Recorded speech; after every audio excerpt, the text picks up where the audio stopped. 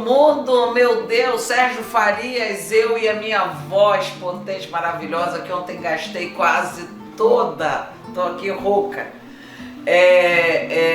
Você já sabe como é que é o raciocínio do programa, tem a fábula do Monteiro Lobato, você pode reformar o que você quiser. As coisas mudam com tanta rapidez que às vezes uma coisa que parece fora da realidade, 2 anos depois é totalmente in. Então, vá, sempre tenha esse conselho sábio de que tudo que você faz tem consequência, mas você já está velho, já está sábio. Então, pode reformar o que você quiser, eu vou lhe seguindo. Para o pessoal que esqueceu a fábula em rápidas coisas, o cara queria mudar tudo, queria trocar jabuticaba para o pé de melancia, o pé de melancia para jabuticaba.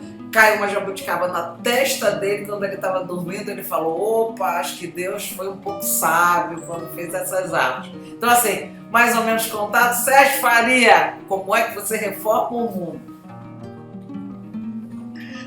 Precisa partir de valores, né? Eu acho que por isso a educação é tão importante, porque quando a gente quer transformar alguma coisa e que não é pela força, né, como não deve ser, a gente precisa de comunicação e consequentemente, de educação, das pessoas mudarem as suas mentalidades, né, aperfeiçoarem, no sentido que a gente acredita. Aí é que aparece o problema, né? O sentido que a gente acredita que é o melhor. Daí, para tudo que a gente precisa fazer, a gente precisa partir dos valores que nós temos. Né? Quais são esses valores, se eles são voltados para a fraternidade, para a solidariedade, ou para a competição e para a agressividade, para o individualismo, né? Mas você também não acha, eu às vezes fico com isso na minha cabeça, porque todos esses valores são passados ou eram passados no meu tempo, porque eu também já estou no clube dos idosos, né? Pela palavra, você aprendia o que era respeito, o que era transparência, honestidade, porque as pessoas falavam: isso não é honesto. Respeite o outro, isso né? Isso não está certo. Conviva bem, não maltrate. As pessoas agora não conversam mais. Como os valores vão ser passados? Eu fico com isso na cabeça porque nossa comunicação é uma ideia fixa para mim. E as pessoas pararem de se comunicar me perturba. O próprio surgimento das religiões, né, formalizadas assim, quando se passou de crenças, de adoração a deuses, né, ao mistério, se passou para formalizar uma religião, as próprias religiões se fundamentaram nisso, mas com o tempo algumas foram se modificando. Algumas mantêm essa questão da fraternidade universal, né, pelo ser humano como um todo, os valores humanísticos, e outras religiões foram se adequando aos novos tempos, né, e passaram para defender e definir alguns valores mais voltados para o individualismo, né? De se tornar rico, quer dizer, o Deus vai lhe fazer você rico, não importa os outros, enfim. Essa dualidade é uma coisa que nos acompanha, né, na vida. Então você tem os contrários, né, as dialéticas, né? Uma coisa só existe porque existe o contrário dela. Então, essa coisa do valor humanístico, da solidariedade, da fraternidade, ela só existe porque existe uma outra forma de ser, que é individualista, competitiva, agressiva, né, em relação aos outros, você querer resolver sua questão pessoal e não importa o resto. Né? Essa perspectiva individualista, ela, em geral, ou está associada a uma ignorância, né, total da importância da preservação da vida, isso como um valor fundamental, né, de todas as pessoas. Todo mundo quer preservar a vida, né? Mas como é que você ensina, por exemplo, sobreviver? O menino está lá criança. As pessoas estão ensinando as crianças a competirem cada vez mais cedo. Um grande erro, deveriam ensinar as crianças a trabalharem em conjunto, né? A somarem. Agora, você está reformando o mundo. Como é que você faz as crianças perceberem que em conjunto elas são muito mais eficazes? Eu nem vou dizer forte e fraco, tá? Mais eficazes, mais funcionais. É mais fácil você resolver um grande problema somando cabeças do que competindo umas contra as outras. É o óbvio. Foi assim que a gente descobriu a roda, foi assim que toda a civilização foi feita. Mas a gente não quer mais assim, que é uma coisa incompreensível. Não é que a competição em si seja o problema, né?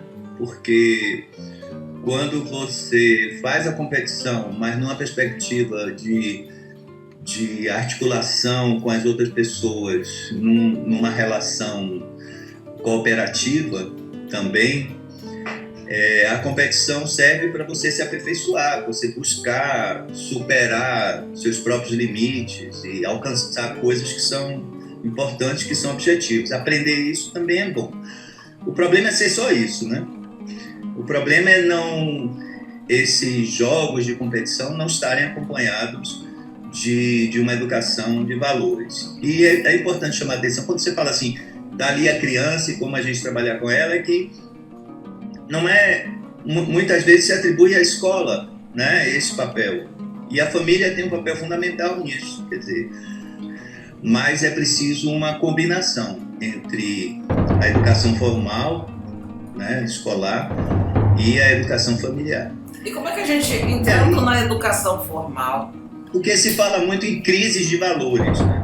É essas crises de valores que nos levam a essa preponderância em determinados momentos e em determinadas sociedades desses valores mais voltados para o individualismo. Eu até queria e aí, esses valores, em geral, estão associados ou à ignorância, né? Não no sentido pejorativo, a ignorância no sentido de você não conhecer as coisas, não ter informações sobre a vida, sobre tudo. Em segundo lugar, o mau caráter, né? Como ele é formado dentro da própria família, isso vai se constituindo e a escola pode fortalecer isso, se não toma uma providência de um redirecionamento, uma educação voltada para os valores humanísticos. Em terceiro lugar, a omissão, né? Quando a pessoa se omite, ela está concordando com qualquer coisa que venha. E aí se vem uma muitas coisa... vezes em casa, você vê os pais falando assim, você, para passar de ano, eu lhe dou uma bicicleta, eu lhe dou um game, eu lhe dou não sei o quê. Gente, você está corrompendo o caráter, né, da criança com ela muito pequena ainda para conseguir filtrar e fazer um juízo crítico de que é quase como enfraquecer o caráter dela no futuro, e ela fica muito fácil de dizer sim para qualquer porta que se abre, e aí se cai numa contradição que pra gente, eu acho que isso é um problema do Brasil, viu? Para nós é oportunidade ou é corrupção? Como é que eu vou decidir se isso é uma oportunidade para mim ou se a pessoa está fazendo uma proposta para me corromper, para eu facilitar a passagem de alguma coisa ou fingir que não estou olhando? Porque se você não sabe onde está essa linha, gente, sua vida é bêbada. Ana, repare, essa questão do premiar com o material tem a ver com o consumismo, que está ligado a essa coisa individual. Eu quero me sair bem, eu quero ser proprietário das coisas, né? E aí vem as grandes extensões de terra, os carros luxuosos, as grandes viagens e as roupas de grife, de luxo, enfim. E essa coisa você sabe com quem você está falando? Logo a carteirada brasileira, né? Você sabe com quem você está falando? Que chega a dar vergonha. Tem a ver, né, com essa coisa da ostentação e do eu, né? O eu é que é importante, os outros que se lixem. Agora, o valor fundamental como eu falei, é a preservação da vida. Então, é importante duas coisas, né? Primeiro, uma conservação equilibrada né, do meio ambiente, né, que é fundamental para a sobrevivência da espécie, inclusive. Nós estamos com as grandes ameaças de aquecimento global e as catástrofes, né, físicas que vêm acontecendo, tsunami, enchentes e tempestades e tudo mais. E, ao mesmo tempo, uma economia solidária, quer dizer, uma economia não voltada para a acumulação de capital para poucas pessoas, como vem sendo, mas uma economia voltada para um bem comum geral. É claro. Então, para isso, para esse cuidado com o meio ambiente, que é fundamental para a preservação da vida, tendo a preservação da vida como valor, né, primeiro, fundamental, é preciso cuidar dessa economia solidária dentro da estrutura social que a gente conseguiu construir, né, no momento, que, então, claro, precisa ser aperfeiçoada. Uma pergunta assim... Mas, e como é que a gente colocaria, como é que a gente conseguiria dar uma prática próxima daquilo que é a produção da universidade para aquilo que é a demanda das pessoas? Assim, como é que a universidade consegue dar uma resposta? Quando você introduz esse tema, universidade e o papel da universidade na sociedade, não é uma coisa simples que a gente possa falar em tão pouco tempo assim. Mas o que eu diria é o seguinte: quando se trata de universidade, temos que considerar dois tipos de universidade, né? De ensino superior, né? Tem o ensino superior de faculdades privadas, particulares, que não se preocupam com isso que você acabou de falar, com essa coisa do compartilhamento do saber que é produzido e tal. Inclusive, como a pesquisa e a extensão não são praticadas são pouco desenvolvidas nessa rede particular, né, o seu trabalho fica voltado para a formação do profissional que vai seguir a sociedade. De alguma forma, aquilo que é produzido, que é sistematizado dentro da rede particular do ensino superior é compartilhado com a sociedade por meio dos profissionais que são formados e que vão atuar na sociedade. Mas, em termos das universidades públicas, o que se verifica é que há uma preocupação que a gente vive, mas essa preocupação da criação de universidades dentro de cidades, em cidades menores, no interior do Brasil, e a grande expansão que ocorreu, que claro que deveria ser maior, evidentemente, se eu fosse o reformador do mundo, né, haveria muito mais universidade do que foi criado, mas já foi um avanço muito grande, né? Os dados estatísticos estão aí, não vou ficar repetindo. Há uma preocupação constante nesse compartilhamento de saberes. Acontece que tem que ser uma dupla via. A comunidade também precisa buscar isso, precisa aceitar isso, porque a universidade se esforça para compartilhar esses saberes por meio das atividades de extensão. São inúmeras, né? Se qualquer universidade que você pesquise, universidade pública, tem uma lista de atividades de extensão. O que é a extensão? É a pesquisa que é produzida, o saber que é produzido e que é divulgado por livros, por encontros, por seminários, pelos meios de comunicação. Não existe pesquisa respaldada pelas instituições se ela não publica seus resultados, se ela não tem seus resultados publicados. Então, há uma publicação, há uma difusão desse conhecimento, e agora pelas redes, né? Pode ser melhor? Pode, claro, pode ser melhor. Mas o fato de existir pesquisa, daí a perseguição à ciência, à universidade, ao meio acadêmico de modo geral, ser uma coisa gravíssima, né, que está acontecendo conosco. Porque a pesquisa é a produção do conhecimento, essa produção do conhecimento é aplicada no ensino, na formação dos profissionais que vão para a sociedade. A universidade está servindo a sociedade e o saber está chegando por meio dos profissionais.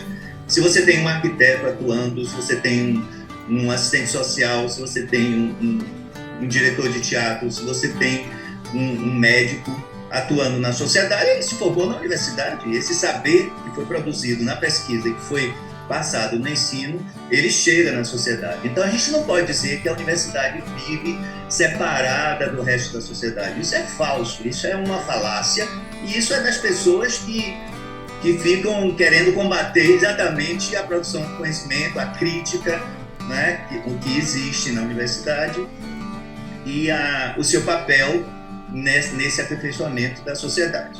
Como é que você resume? Olha que já passou meia hora. Como é que você resume a sua reforma? Em primeiro lugar, partir de valores humanísticos voltados para a solidariedade e fraternidade. Em segundo lugar, pensar que a preservação da vida precisa de um cuidado, né, de uma ecologia, de uma conservação equilibrada do meio ambiente e de uma economia solidária, uma economia voltada para o bem-estar de todos. E aí, para isso, é preciso, em terceiro lugar, organizar a sociedade para que isso aconteça. Né? Como é que a gente precisa ter a sociedade organizada? De tal forma que as pessoas tenham comida, né? E daí pensar na questão da agricultura, pecuária e pesca. Né?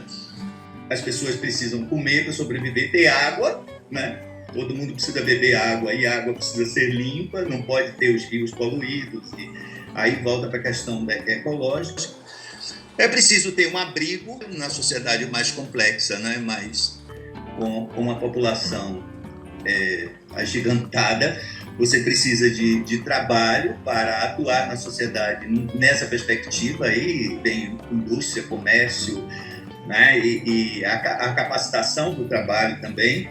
É preciso cuidado com a saúde, porque as pessoas adoecem, as pessoas têm problemas físicos, biológicos e tal, e precisam desse cuidado com a saúde. As pessoas precisam se comunicar, né?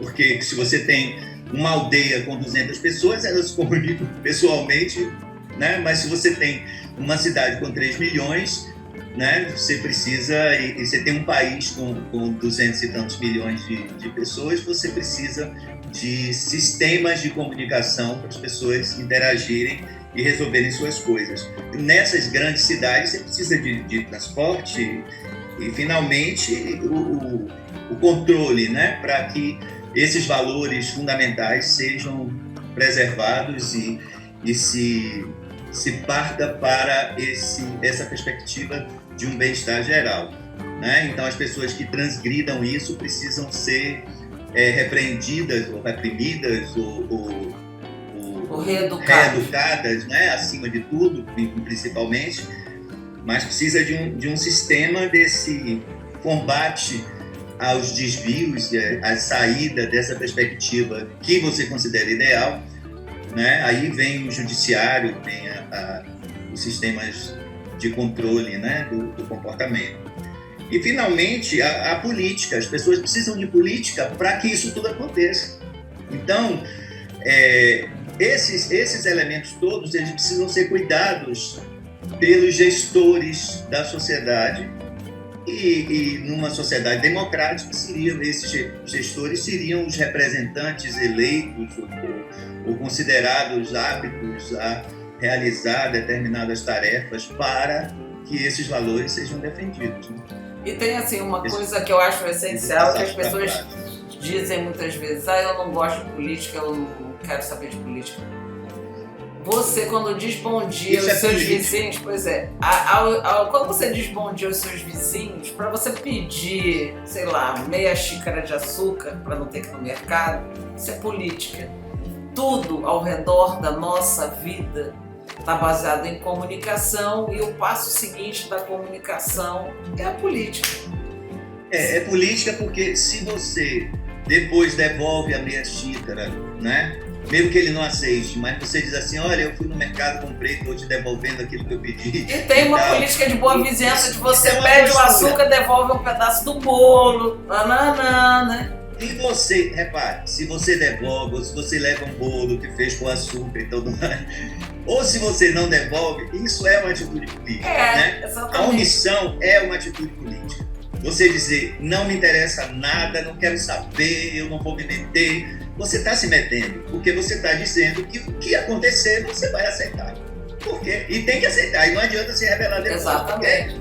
Você se omitiu e não fez alguma coisa, porque você pode pelo menos dizer: não, isso aí eu não aceito, inclusive eu lutei contra isso, e aí estou me submetendo, mas sou contra, e aí você está tendo um posicionamento.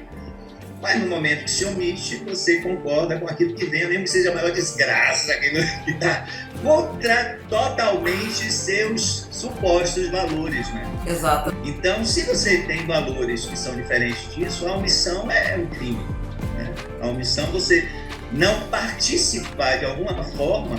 Existem 1000 formas de participação, é claro que você pode ter uma forma mais intelectual, você pode ter uma forma mais presente, né, corporalmente, pode ser mais pelos meios de comunicação, mas alguma forma de participação a pessoa pode ter.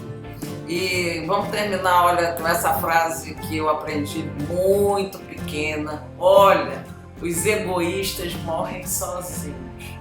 Isso foi uma coisa que assombrou minha infância, eu tinha medo, meu Deus, não quero ser egoísta, não quero morrer sozinha. Me sentia sozinha, abandonada, lá morrendo seca, sem ninguém para me olhar. Então assim, em última instância, pessoal, quando a gente reforma o mundo, a gente percebe que ninguém quer morrer sozinho. É isso. Sérgio, muito obrigada, ainda muito pouco. Sérgio, muito obrigada, amigo querido. Evidentemente, para tudo isso que eu falei, é preciso educação, comunicação, cultura, né? E sobretudo arte, para a gente fazer tudo isso e ser feliz, né? Conseguir sair da nossa vida, entrar na vida da personagem, uma coisa tão boa, é uma meditação milenar que a gente faz. Isso. Um beijo! Beijo, amigo! O computador aqui já deu pânico quando acende a luz que vai acabar o negócio. Beijo! Tchau, tchau! Tchau. Beijão. Pronto!